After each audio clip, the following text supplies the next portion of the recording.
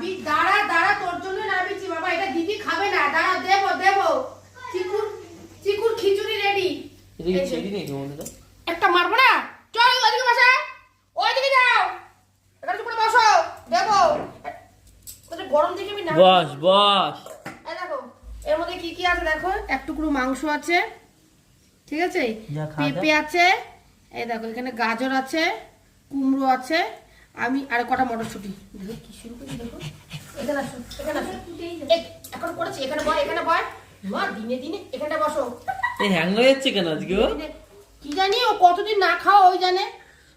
দাঁড়া মাকে মারবো না, এই লাঠি না, দাও এখানে বসো বসো বস। আরে দেখো এখানে ভাত আছে, ঠিক আছে, একবারে প্রেসার কুকারে আমি সিটি দিয়ে আমি বাটিতে নাবিয়ে রেখে গেছি, ওকে খাওয়ার সময় হয়েছে বলতো?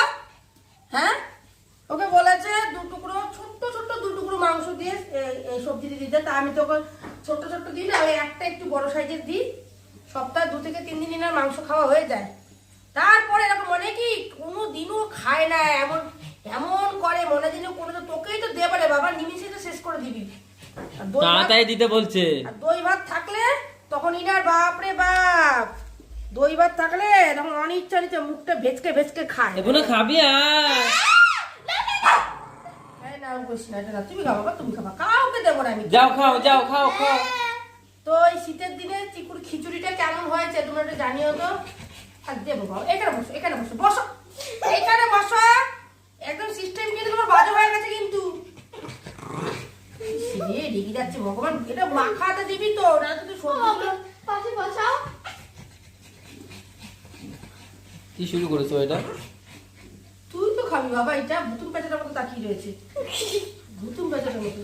আমি স্নান করতে যাবো, ওকে দিয়ে যাই, নাহলে ও তুলপাড় করে ফেলতে পারি। কিছু করেছে তোকে, কিছু করেছে? দিদি খাবে না বাবা এটা, নাও নাও নাও নাও, খেয়ে নাও।